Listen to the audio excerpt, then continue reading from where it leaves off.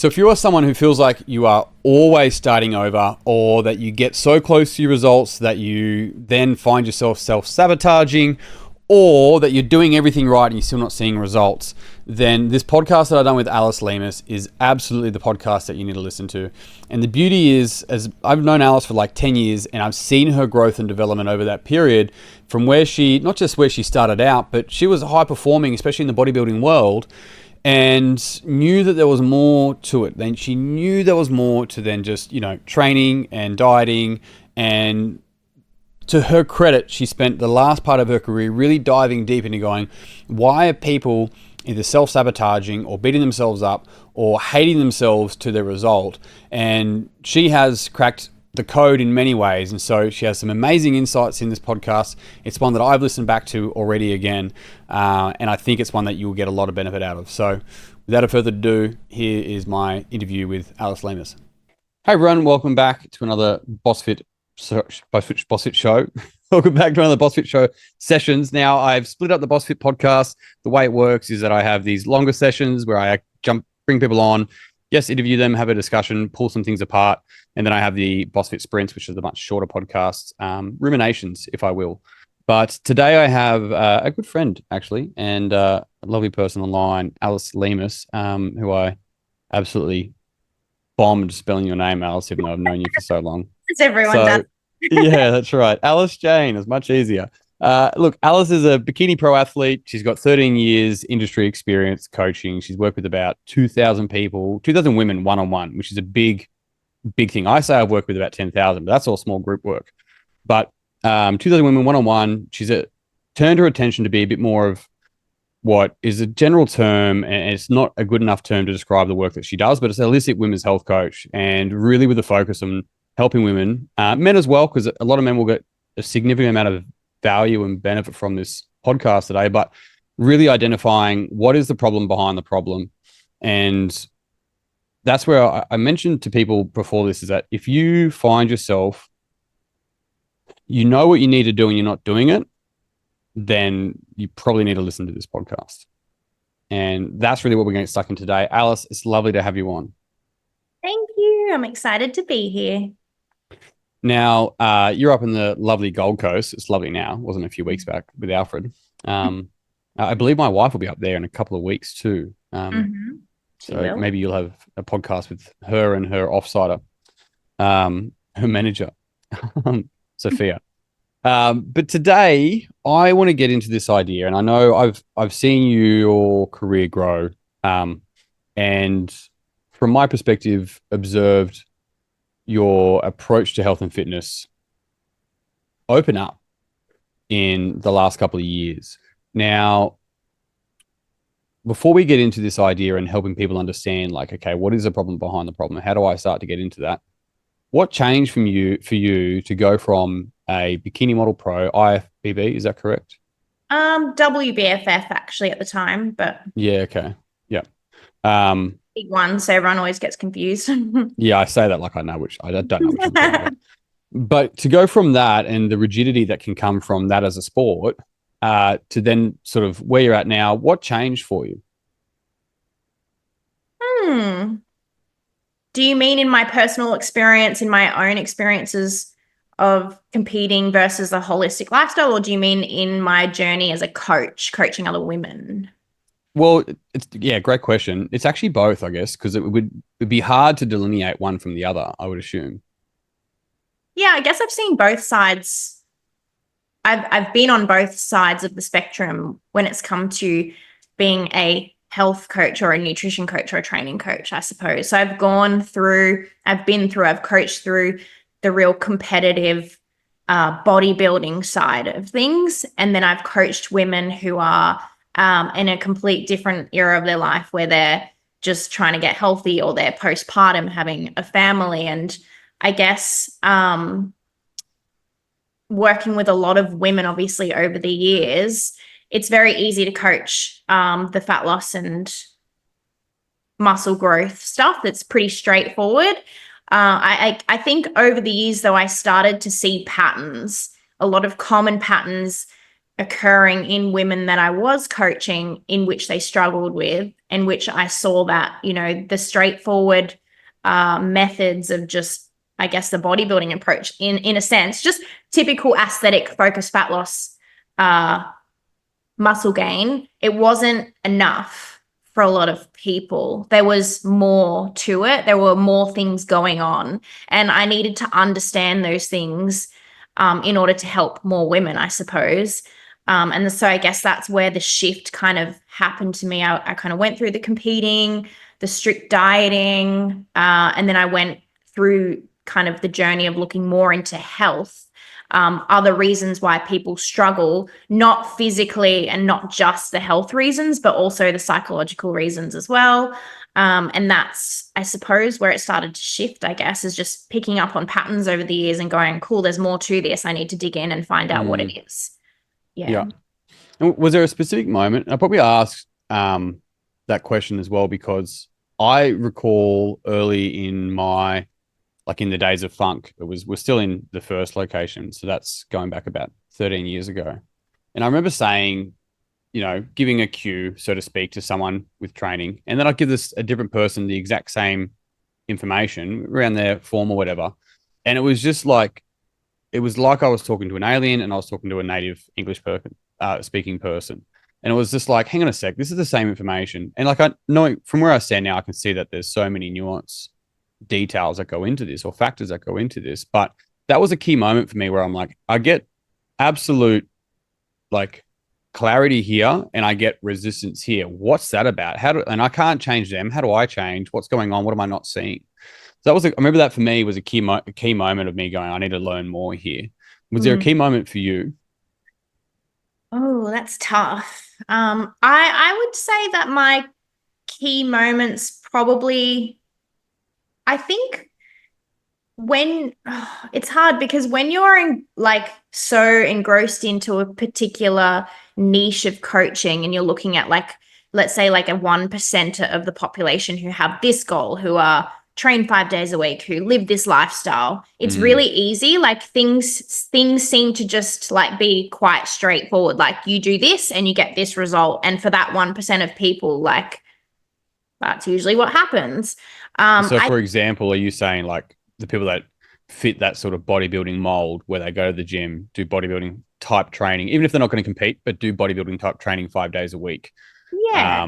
And maybe measure their food and have those aesthetic goals? I suppose so, yeah. And I think for me, I started to really zoom out and I started looking at like real big picture stuff, like what was happening across the world when it came to the obesity epidemic, what's happening to our food system, what's happening to the medical system. Why are there so many people on like such a large scale that are quite literally suffering and struggling? I think it was when I kind of took my nose out of that tiny little bubble of like just dealing with these people in this kind of a state with this kind of a lifestyle, A to B, well, if they can do it and it works with them, like that's how it goes. And then when I zoomed out and thought, well, that's what's happening in that tiny little 1%. But like when I looked at a large scale, I started to do more research. I just started to read a lot actually into like bigger picture stuff, like more global stuff. And I think a whole heap of things started clicking in my personal experience working with women. And it may have been few and far between where shit just didn't work. And it was like trying to like fit a square and through a circle. Yeah. And going, well, if it's not like, and kind of, you know, in the early days, passing it off and being like, it's out of my scope. Like you're not doing what I'm telling you to do, or something's not adding up. But like at that point in time, it's like, that's not my problem. Like it's not, you know, there's something else going on, but I can't help you. I don't know what it is. So I suppose when I zoomed out and started getting really interested in like things that were happening on a global scale, I started to put 2 and 2 together and go, oh, I remember that time I worked with this person, or I worked with, you know, multiple people and I thought about this, and then it started to click. Just things that I was missing possibly in earlier days of, you know, still developing knowledge, I suppose, in nutrition and health and mindset.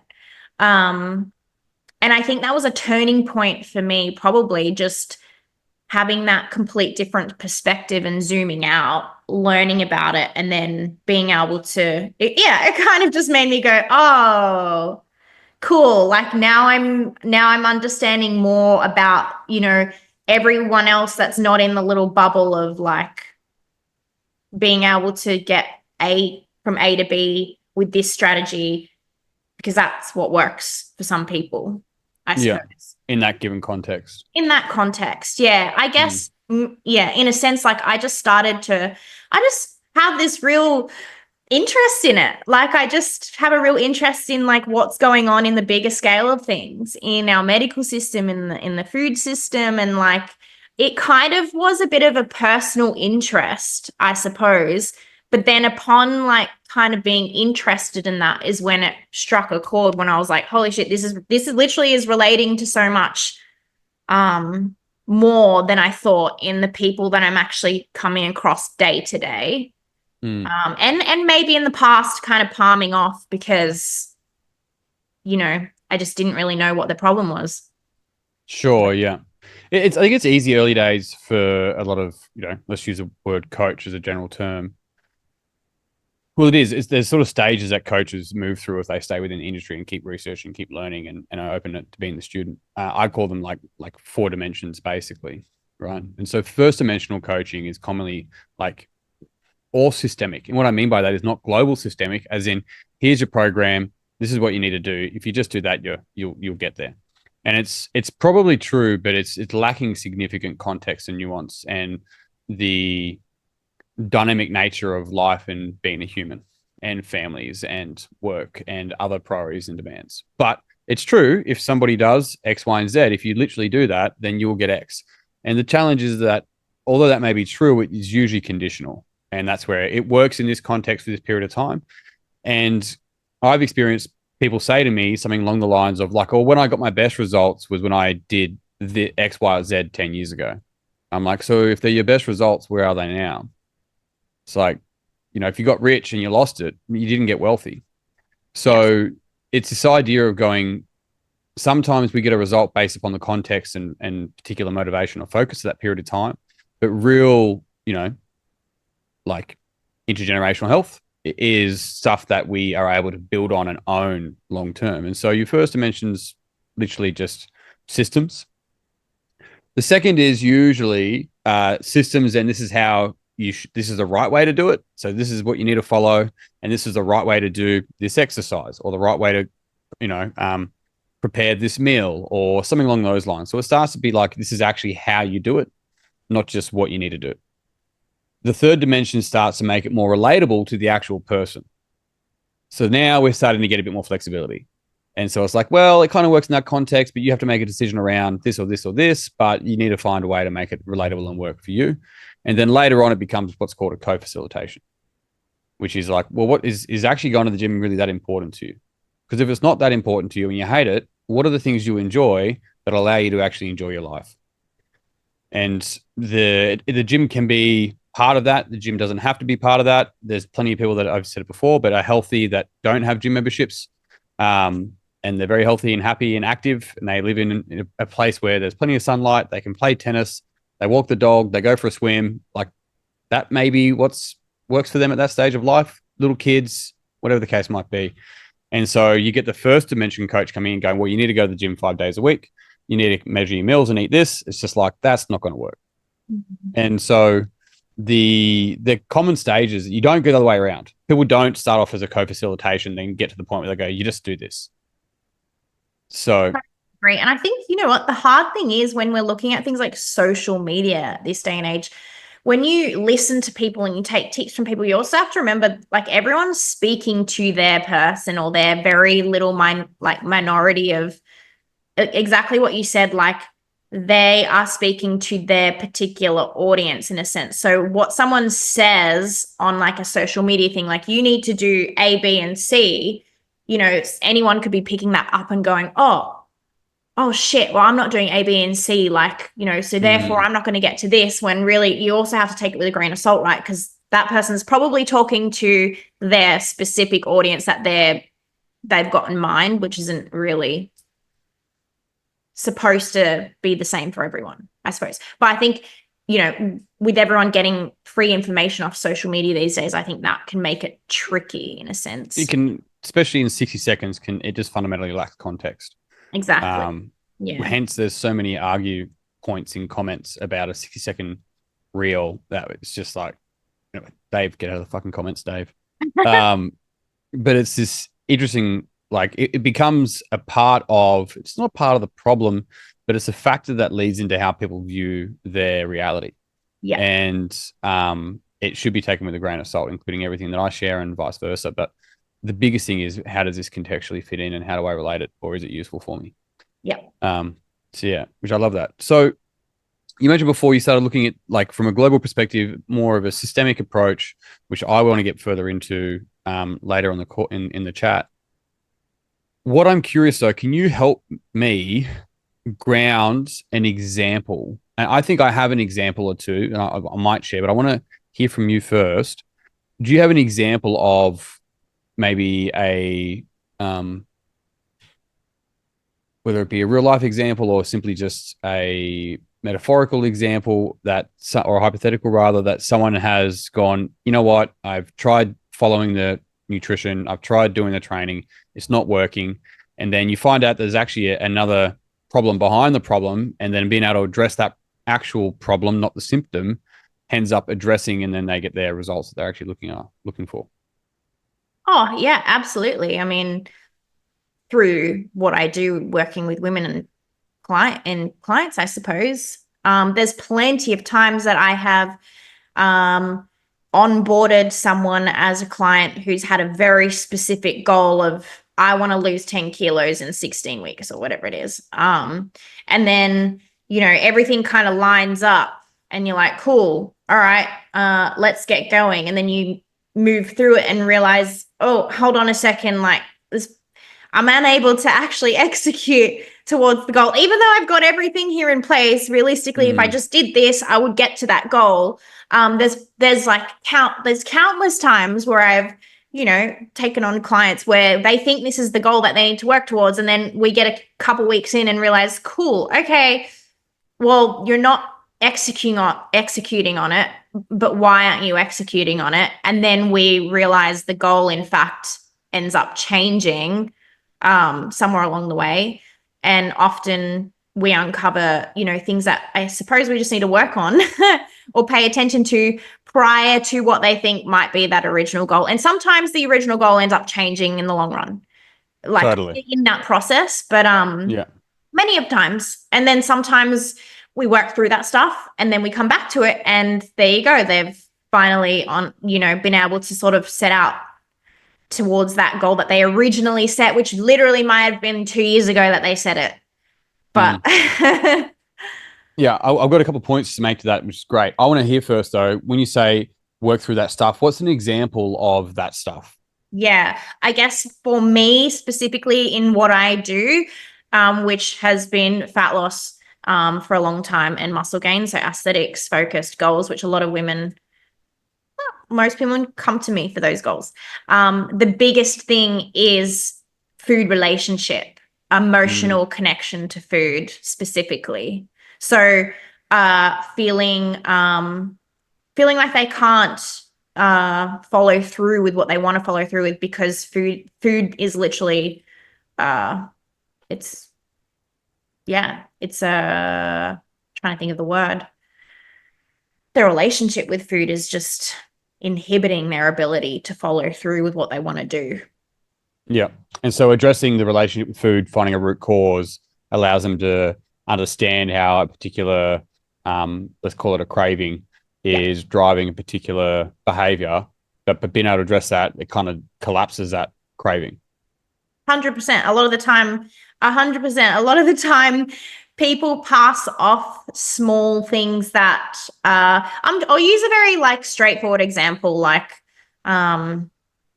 just couldn't I had an event on, or I had something on the weekend, and so I'm gonna have to start again next week because I screwed it up, and it's a repeat pattern. But but you kind of pass over it easily. Like they just sort of, because it's a pattern that they're sort of aware of, but they're not really digging into what's actually going on with that pattern. Why does it continue to stop you from moving forward? Yeah. And why has it done so for the last however many years? And all of a sudden you think that you can just stop it overnight. Or they keep running the pattern without even realizing it and just passing over it. So it could be something as simple as emotional eating, where they just keep emotionally eating and that's stopping them from actually intentionally eating the way that they want to eat in order to get to their goals. Yeah. Yeah. And that's sort of, in my experience, and let me know if this is true for you too, like that's just operating out of their awareness. It's almost like they're not even aware of the emotion. So they feel uncomfortable in a particular context. So they crave a particular food, but that's almost operating like out of awareness. A lot of the time. And a lot of time it's just the symptom.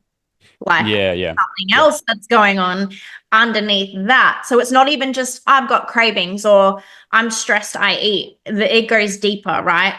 Yeah. So it depends where along the journey someone's on. Sometimes it's still not in the awareness. Sometimes people are aware, but they're not aware enough to go deeper into like, cool, what is the actual trigger? Why is the trigger coming up? And then what are you going to do about that? So it's like peeling back the layers, I suppose, and getting to the root of that particular pattern that keeps occurring, which, like anything, people just tend to skip over it and think, well, I just need to be more disciplined. That is the big thing that so many people think. I just need to be more disciplined. And what annoys me is a lot of coaches will kind of, speak to this or reiterate this whole idea of like, if you're not following it, you're not disciplined. Sure. Just be more disciplined. It's really not that hard. And then those people end up, hating themselves and feeling really down on themselves and being really hard on themselves because they're like, I'm just not a disciplined person. Like I just can't do this shit. So there's this, I've got a couple of things here. This is great. But one thing on that, which is such a good conversation around discipline. And it's like the person that says, I don't trust myself. And it's like, yet you trust that.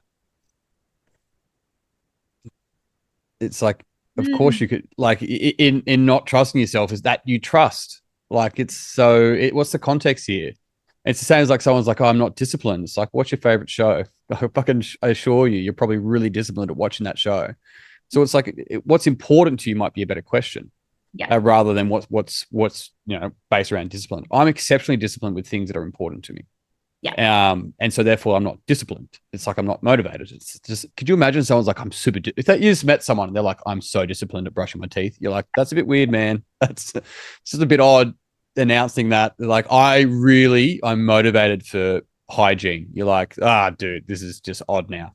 So in those contexts, it's weird. But in these other contexts that are either normal or not normal or common or not common, then that's where it kind of, we think we're lacking something, where it's usually we're lacking meaning from all my training. It's usually there's a lack of meaning involved in something or a lack of awareness around maybe something that's anchoring you to a past, even though you consciously want to drive forward. Back on the goals quickly, one of the, like whenever speaking to people around goals, what comes up for me when let's say it's 10 kilograms in 16 weeks, because that's not the goal. That's the strategy for what they think will give them what their goal is, whether they've communicated their actual goal to themselves or not. So a question I commonly ask people is like, what would that goal give you that you don't currently have? And it's like 10 kilos in 16 weeks. What will that give you that you don't currently have? They're like, oh, I don't know. Sense of accomplishment. It's like, okay, so the sense of accomplishment in relation to just losing weight, or like where are we getting at here? Like, what is a sense of accomplishment? Why is that? Do you not feel accomplished now? It's like, well, no, of course I don't. I'm overweight and I'm, it's yada, yada, self-worth, associated self-esteem comes into it, all that kind of stuff. So it's like, right. So the goal here isn't 10 kilos in 16 weeks, because the challenge of that is that someone can take that away from you, including yourself. And so if it can be taken away from you, then you're all of a sudden your accomplishment and your esteem all becomes conditional as well. And so you just go back into the same black and white yo-yo type processing. Yeah. Which is not where growth goes. Continue. I just on what you said, it's a huge part in the way I coach as well, because this is probably the one thing that actually like is hard, is actually, when you are an aesthetics based coach, obviously people come to you for what they think is an aesthetic based goal. Yeah. But digging into the reasons behind why someone wants to do something, sometimes it's hard with me as a coach, right? Because you also have to kind of put the line in the sand of what you think, I guess what I'm trying to say is like, there's many girls who want to lose 5 kilos and be shredded and have abs, and they are determined to do that.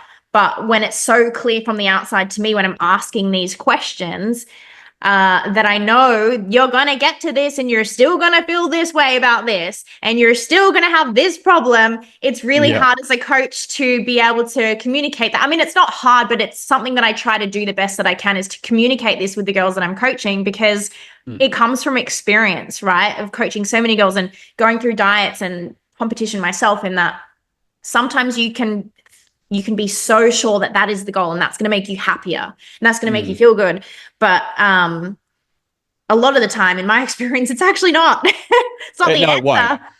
No, and it's almost like you need to become rich to realize how unimportant it is. Like, and I'm willing to do that at the moment. That's fine. But what I'm getting at is this, like, I think I mentioned the guy's name before, Naval, but he says you win the game so you can be free of it.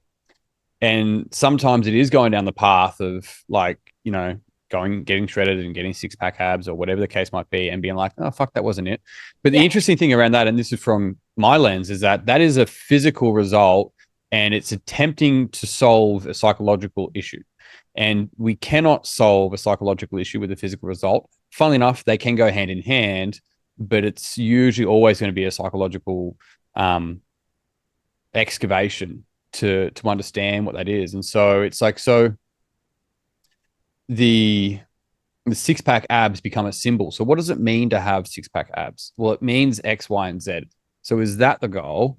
Not that I'm trying not to get 6-pack abs, but it's like, what's the actual driver? Because if you're not aware of the driver, you're always just going to have this sense of accomplishment, which is what school also teaches us, because we feel accomplished once we finish and get a good score in something, where it's like the point of a melody is not the end of it. The point of the melody is the whole thing. And so how do we enjoy the process? Because the process it has checkpoints, not finish lines.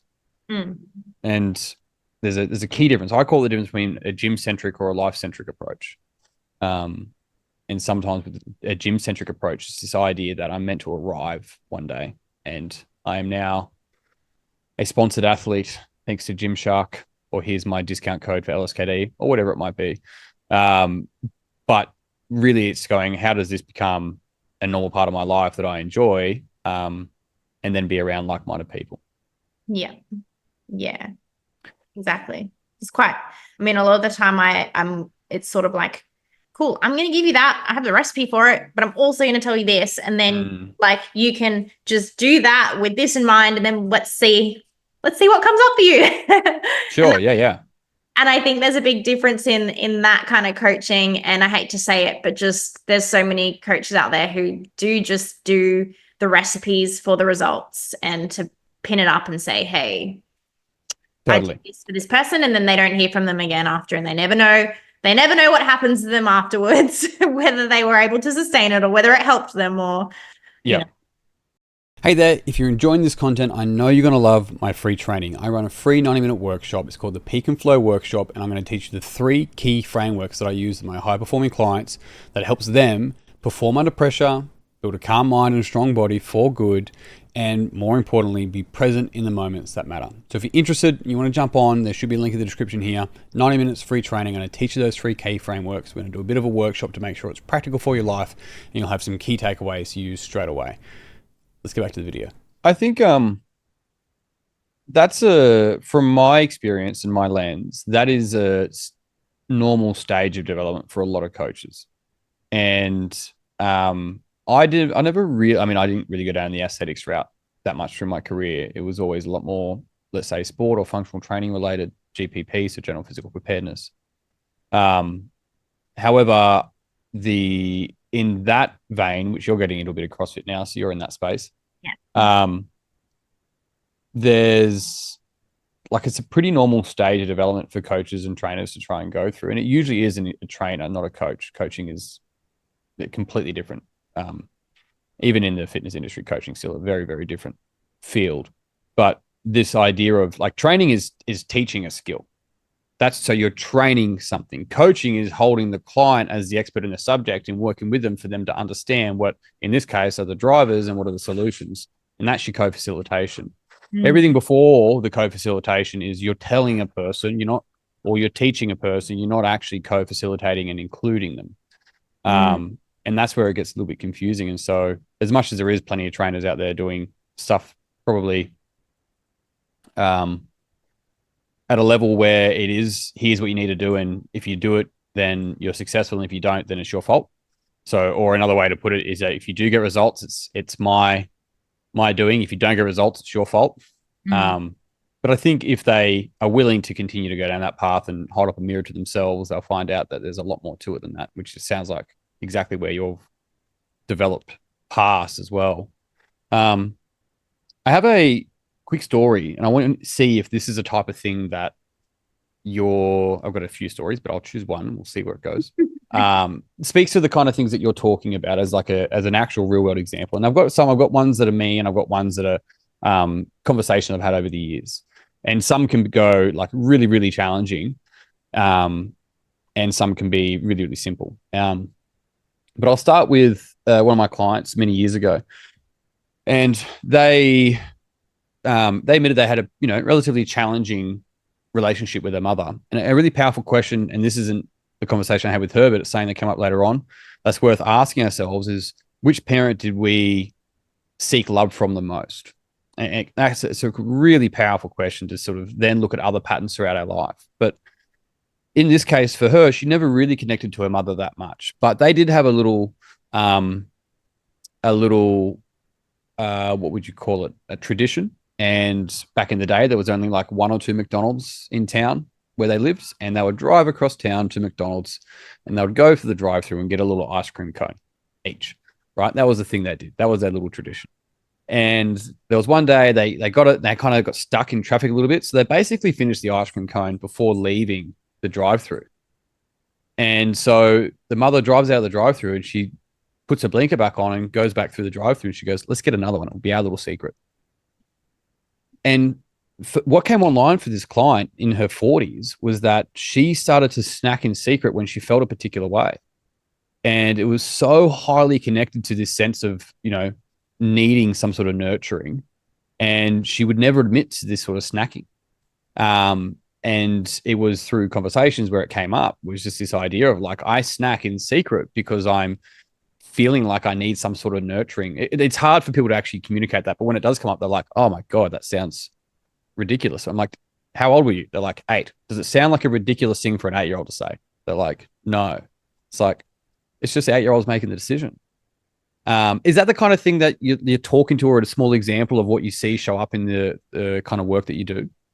Absolutely. Yeah. Especially when you start diving in a little bit deeper, because when you talk about emotional eating in general, a lot of women will just go, yeah, I know, like I'm a stress eater, or when I'm stressed, I eat. When I'm tired, I eat. We all most of us know that, sleep impacts your choices in food and your hormones, and like there's all those things. But some of the real powerful stuff is when we actually really do dissect it a little bit deeper. And a lot of the women will have these aha moments. So they're like, holy moly, like I did not even put two and two together, or I don't even stress eat at all. Actually, it's because of this, because of this, because of this.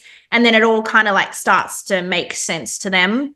Once you start to make sense of the pattern itself, I guess, like you always say, the first step is just the awareness. There's so many things that you can do to obviously start implementing different cycles or different patterns from there. But that's definitely the type of stuff that I'm talking about. Yeah. It's pretty fascinating. It's so much to do with relationships. It's not just parents as well. Of It can course. be relationships in many different ways. I have a personal one, and then I'm keen to sort of find out a bit more about how people figure out this out for themselves. And this is one that, like, I did some work with one of my coaches, like developmental coaches, many years ago. And actually, it was about red frogs. I love red frogs, the lollies. Me And it too. was this, yeah, it was, I used to eat them when my dad played hockey. That was, besides the fact that, like, raspberries are delicious too, which are just nature's red frogs. But um, the speaking of my coach, I actually had this on like an old podcast. He asked me some questions about it, and then it came up as like the direct correlation to me spending time with dad, Yeah. which was fascinating. And I was just like, oh wow. I'm like, I thought they were just sugary, taste that I like, but there's an association, there's a memory, there's a connection of sorts. Yeah. However, what's a really interesting one was, and this is one that I've become aware of, and I've chosen not to change. I've chosen to absolutely maintain this at this stage of my life anyway. And that was because I stopped living with my father when I was 8. I didn't have a healthy masculine role model after that, really. And I'm still connected with my father today. It's just that I stopped living with him at that early age. And so I was with him when I was about 13. We're in Sydney. He was living in Sydney. I was way down the coast. And um, we've spent the day, we went to IMAX, and we didn't do a whole lot of shopping. It wasn't a lot of money, but we did a few different things. And we're sort of early afternoon, hot day, summer, and walking down one of the main streets. And there's a pub, like a hole in the wall type pub, just a small corner pub.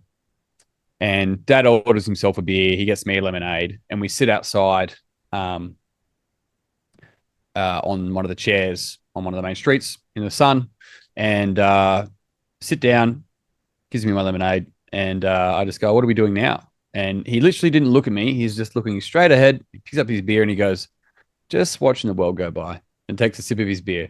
And I was like, okay, that's good with me. But I still, to this day, when I'm done for the day, and if it's still, especially if it's still sunny, I love to sit down with it. I won't drink it I prefer to drink it out of a glass, just like that. And it's this association that I can always have a beer with my dad. Yeah. And so there's a connection there, there's a driver there, and that's something that I have like, I'm actually kind of happy to keep that one. That's something that I'm willing to acknowledge as well. But it was this sort of like, until I really understood the driver behind those types of behaviors, and I share Yeah. my personal stories, I guess. Like it's the powers in understanding, and then choice comes from that. Right. And that's a really good example, because a lot of the time when we are uncovering this sort of thing, what can happen is that when people discover the reasoning behind a certain pattern, sometimes they also realize, you know what, I'm searching for this feeling or this connection, and I Mm, can get that without that habit of the food. I can actually get the connection or the feeling that I'm actually craving another way.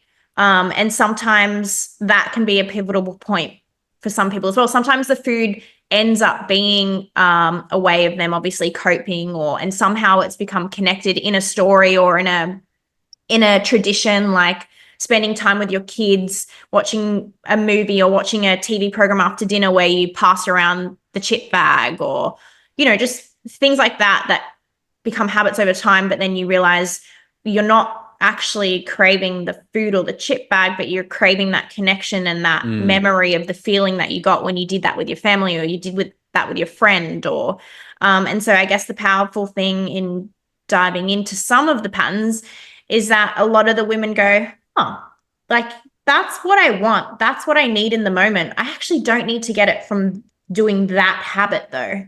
I can get it yeah. another way, which is pretty powerful stuff to enforce. And like anything, it's not something that you just change overnight either. Because if things are ingrained and habits are ingrained and cycles are ingrained for many years, you're not going to wake up tomorrow and be like, cool, now I'm aware of it. Now I can change it. Like, of course, with anything, it's like repetitive behaviors over and over and over again over a long period of time that will obviously help shift certain patterns. Mm, So it's not always as simple as like, oh, I figured out the problem. Now I can fix it. There's work yep. behind it. Yeah. One of the biggest things is being able to identify the value behind the pattern, right? And I mentioned this before, the way that I say we, but we look at it as like, people don't have like, what's the problem behind the problem is saying, what's the problem behind the symptom? And then if we look at that again, it's like, well, we know that people don't have problems, they have patterns. So what's the pattern that's occurring? And then what's the value behind that? As in, why do they value it? And usually understanding that is exactly what around that chip example, perfect example, was like passing the chips around. It's like, you're not just passing chips around. There is this genuine, almost ancestral, like sharing around a campfire of food. It's just that the campfire is a blue screen and Bruce Willis, definitely Bruce Willis. And, chips from a factory. However, that connection is safety and family and warmth and so forth. And when we can start to really see that, and so often the pattern or the thought, this is where when I work with people about their thinking, they're like, I don't want to think like this anymore. It's like, well, the thoughts are probably still going to come there. My guess is you're saying, I don't want to identify with these thoughts anymore. And that's a completely different thing, because heaps of thoughts come through your mind. It's the identification of those thoughts, as opposed to just letting thoughts come through and seeing them as thoughts rather than having this emotional connection and meaning behind the thought. Yes. Then that's where change can occur.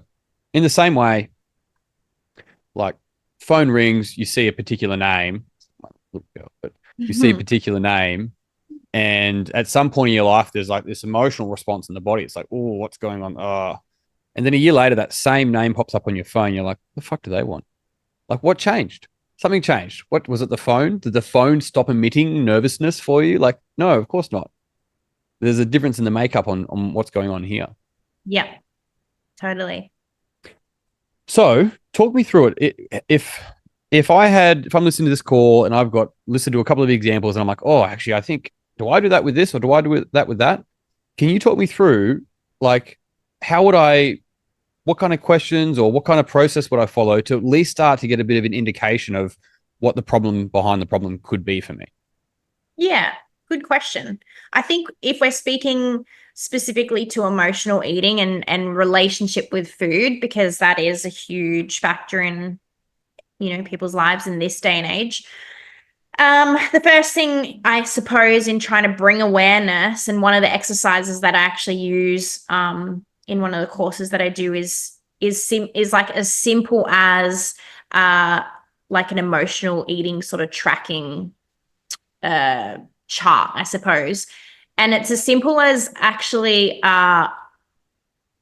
non-judgmental tracking of when you eat in a day, and just trying to actually ask the questions of what emotions were coming up for me before I ate this meal. And while we're doing this, by the way, you might do this for like 2 to 3 days. And it's literally, there's no judgment or a right or wrong in this. It's literally like just recording, cool, I ate this meal at this time. What emotions were coming up before I ate the meal? What emotions came up after the meal? What was happening in my environment at the time? Was I actually hungry? I could probably give you a specific list of questions as well if you wanted to put in notes or anything that people can ask. Yeah, we'll make it a resource for sure. I'll make sure that when this goes up, people get access to that sort of worksheet for themselves. So essentially, just tracking. I call it a trigger tracker, I suppose. So this is where we're I like that. Trigger tracker. This is where we're actually just literally getting data. And then you can view that data at the end of the week. And if you're someone who does have pain points and like, I always end up, falling into this binge pattern at this time of the day, or I always end up sitting there and just stuffing my face at 3:00 in the afternoon. And you're sort of aware of it, not really aware of it. Like this is when you can start to at least pinpoint patterns, I suppose. Is there a particular time of day? Is it a particular time at work? Is there particular people around you that you're surrounded with at the time? So that's just one way. Obviously, you could use a lot of journal prompts as well. So journaling can be really good when it comes to just bringing awareness. And the one that I like to actually use, oh my gosh, how many strategies are we going to go into? Because I got a lot. I think it'd be like, it's sort of looking at a work shed with full of tools and going like, what's the best multi-tool, right? And also like I look at my father-in-law's work shed and he's an engineer. And I look at there and I'm like, okay, that's a screwdriver. That like it's like that's a drill. And so what I'm guessing here is that let's give people like a good solid power drill that most people know and they can get around and use rather than the ankle grinding saw wall mounted. But that's a very I the other day we was like, oh, we use this for this. And I'm like, oh, there's no other tool that could do the job that we need besides that tool. But I've never seen you use that in the 4 years that I've been coming here. And so there is those really specific tools when it comes to strategies that are really, really useful and can be so contextually appropriate. I guess what is the first step? And I love this trigger tracker. I think that's a great place because without that, you can't be aware of what to make changes on anyway. Yeah. I think it's quite an in-depth way if you really want to dive in and look at your habits or your patterns across a certain time period, like 3 to 5 days. Say you wanted to do it for a week. So essentially you're tracking you basically just writing a food diary, but instead of us looking at what food you're eating, we're actually just looking at the patterns of what's happening around the times that you're eating the food and what, like, sort of why you're eating the food. Essentially, are you actually hungry? Or is there something else happening? So that's one thing. The other thing I would just say to start with is actually just bringing more awareness to eating. Because a lot of people are like super busy. They eat on the run. A lot of people that work in offices, there's a snack jar next to them, you know, where they share with their office buddies. They got morning teas. There's a whole heap of host of instances where you can be eating and not even realize you're eating. So I think aside from like a bigger strategy of your trigger tracker, a simple, like effective strategy that you could do to bring more awareness to just eating is this one that I actually like. It's called a 5, 4, 3, 2, 1 awareness exercise. So essentially when you go to eat something, it's really about bringing your nervous system, making sure your nervous system is out of fight or flight, breaking the autopilot of eating without being conscious of eating, essentially. And so you're looking for 5 things that you can see. So you name them out loud or in your head. So textures, colors, lights, shapes, 4 things that anything in the environment, like if you're driving, for example. Yeah. So 5 things. Someone's in the service station. Like, I see a Snickers bar. I see a crunchy. I see beef jerky. There's ice cream.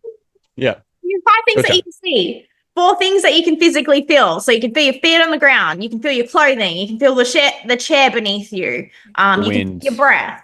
3 things that you can hear. So distant sounds, humming appliances, birds outside, someone breathing next to you, someone mouth breathing next to you.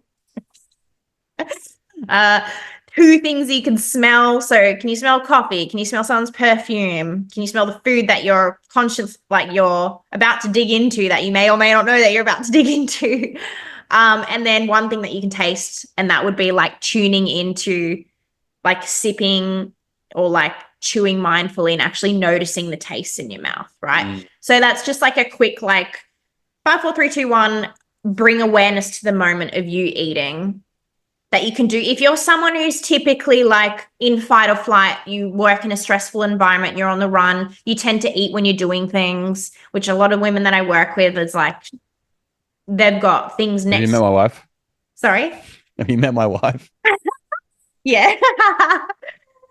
She's the queen of multitasking, that girl. She is amazing when she drills her attention to something, but she's exceptional at half-assing multiple things at once. Yeah, she totally. Oh yeah, I admire her for it. She's great. She's fun. She's amazing. Yeah, and then like, look, something even more simpler is I would go off the the simple question: am I hungry? Is this logical or is this emotional? Every time you go to eat something, so in that case, if someone goes, "This is emotional," do I just acknowledge that and still eat what I was going to eat, or am I meant to acknowledge that and resist what I wanted to eat? Yeah, it depends on what stage of the journey you're at, but we're talking about awareness right now, right? So it's literally just the awareness.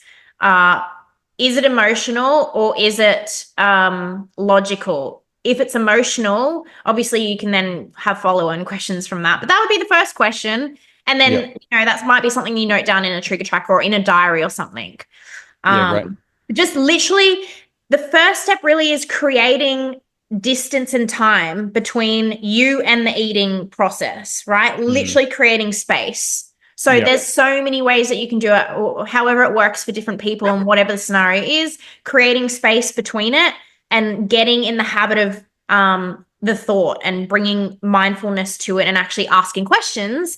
That's the first step, really. And like I said, and like you just said, it's not to stop doing it, because a lot of the exercises that we go through, even in what I teach, it's not there to stop you from doing it. It's there to uncover the patterns so that you can become familiar with them, and then you can start going deeper and, going deeper into it. It's like, I remember years ago, I think I was 19, reading 7 Habits of Highly Effective People, which is like the classic old self-help book, but that was a stimulus response. You just want to be able to increase that gap time so that you're not going stimulus reaction. In that gap is where you can choose a different response or become aware of the actual response, so to speak. Yeah. It's just that buffer. Yeah, I love that. Now, before you mentioned around like non-judgmental writing it down, which I have some insights to this, but for so many people, that's easy to comprehend and exceptionally hard to do. When it comes to judgment, especially if somebody runs. So I've mentioned a couple of times, like with my lens or whatever, but within a coaching lens that I use and that I teach, is that we look at things such as different sort of filters that we use on our worldview. We call them thinking patterns. And one of them is literally perceiving. So you've got judgment or perceiving, right? And you can be high on both, or high on one or high on the other, or actually not really care of either. But commonly people that are high judgment and things are like, these are good and bad, this is right and wrong, this is how it should be done. And this is really good for like OH&S. This is really good for, finalizing, ticking off a bridge being compatible to be driven across. It's good to go, okay, that step is about X tall, so I need to lift my leg this much. It's good for aesthetic reasons. It's all that sort of stuff. Judgment itself is inherently not bad, because that would be judging judgment. Then there's the other end, perceiving. So if you have someone who runs quite high judgment, what would your encouragement or feedback or, I guess, advice be for them doing that exercise? Well, this is a great question, because obviously, when I am going through Beyond the Cravings is typically the course that I work on with women that we dive into this stuff. The patterns around eating, the hunger, the fullness, the habit loops, the CBT, all of that is one component only.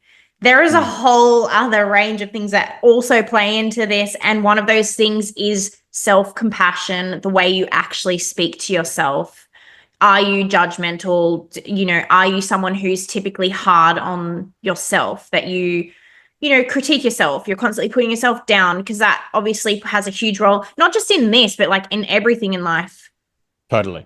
Yeah. So yes, that's a huge aspect of it. And of course, it'd be a different thing that you're working on. Again, you're probably working on things like actually becoming more aware of your inner dialogue, for one thing, the way that you're judging, what you're judging, and actually just, to be honest, like, it's one of those things that you just got to repetitively do over time in order to shift the way that you speak to yourself. So catching yourself out on where the judgment's coming from, why you're judging yourself, and counteracting it. So like, there's a strategy that you can kind of do, like on kind of flipping a scenario. So if you're someone who's like, well, I just stuffed up, I ate a cake at the morning tea, like, screw it, like, I suck, like, I can't even stick to this.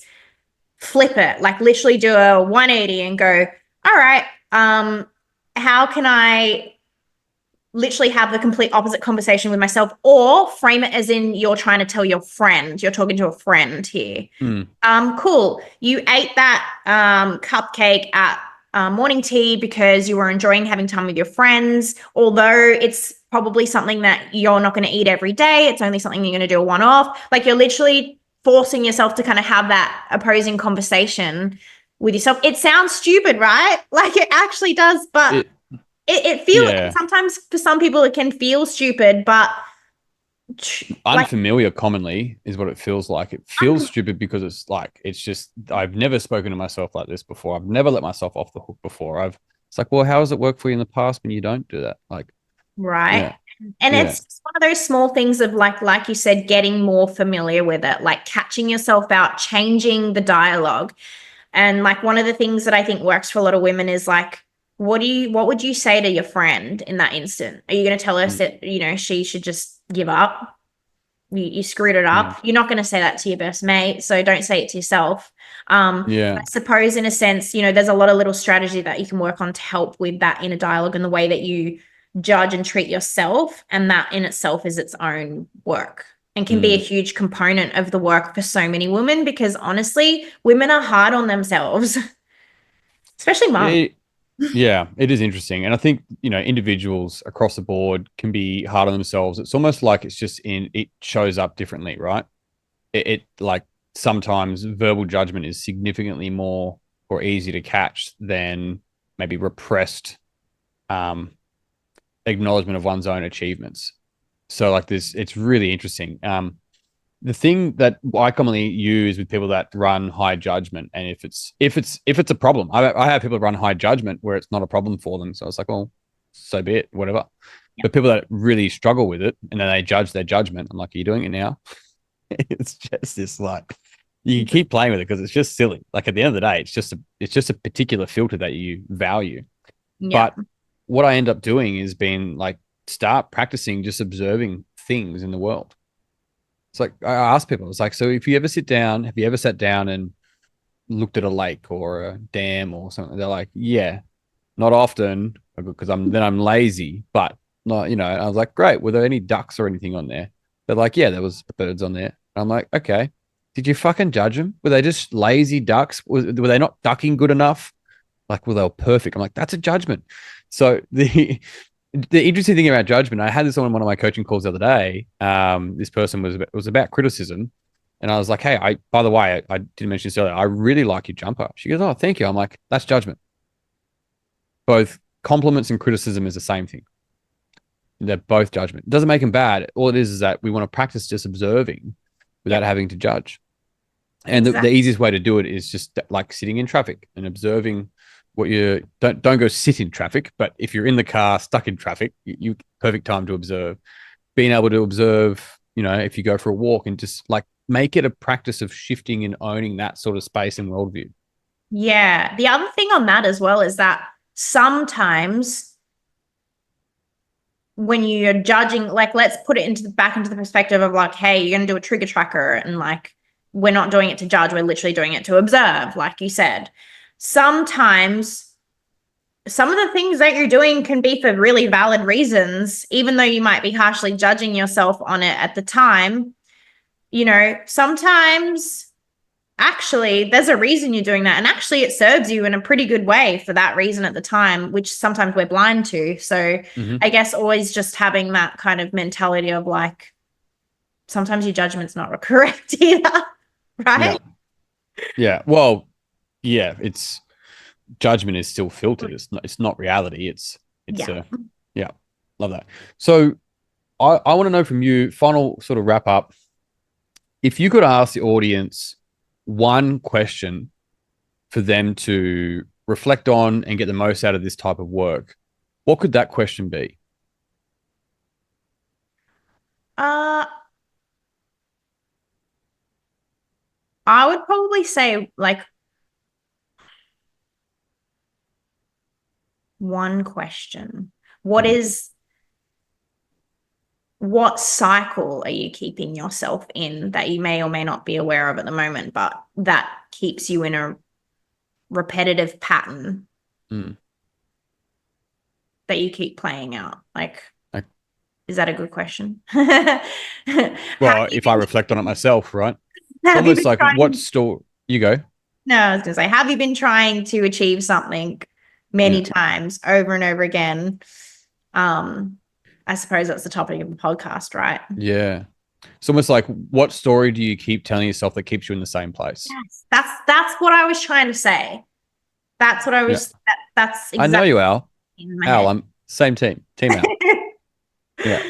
Yeah. So That's great. it's a fucking awesome question, right? And Really great self-reflexive question.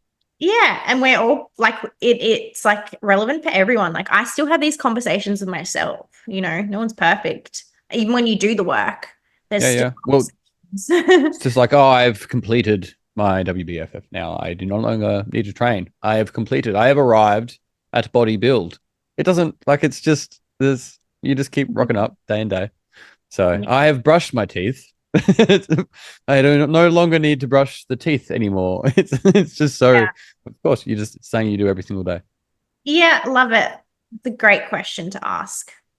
Al, thank you very much. I love spending time with you. This has been great. Keen for this to go up and keen to catch up with you. I mentioned before I want to speak to you more about the mixture of looking at sort of the aesthetics as with a functional training approach as well. It's a big part of what I do. I've also got Michael Roach coming up on the podcast soon, who's like absolutely Clark Kent, but like from a functional training standpoint too. So keen to get his input on some of those things, but looking forward to catching up with you next time. Yeah. And I think it's pretty easy to find you, but if I wanted to find out like where's the best way to get in touch with your work? Yeah, I'd just go to Alice Jane on Instagram. Is it two E's? Yeah, ALICEE. Yes. JANE. That's all Very right. good. Wow. Yeah, that's the easiest place to go. I'm always in my DMs. Send me a message. Love a good chat. Lovely. Very good. Thanks, Al, Dave. it's been a joy. Thank you. Thank you. Chat to you soon. Bye.